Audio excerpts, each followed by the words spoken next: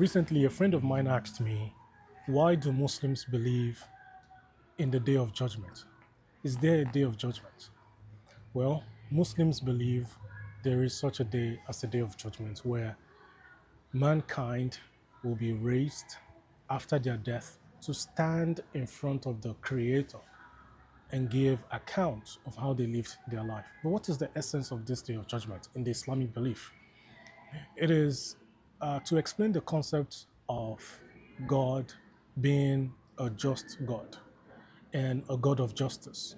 Because a lot of things happen in this world where we're in, and the concept of justice requires that everybody gets their fair share.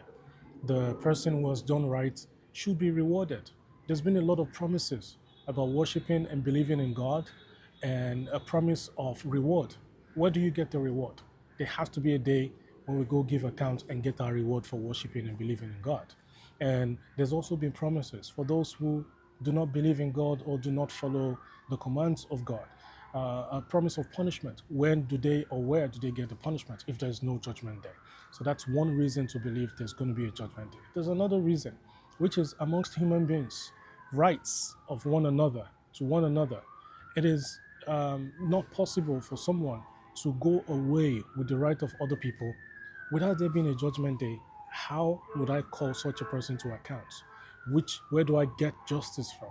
From a person who has offended me, from a person who has cheated me out of my belongings, or from a person who has killed another person unjustly and where they did not get justice on this earth. So these are some reasons why Muslims believe that there is a day of judgment.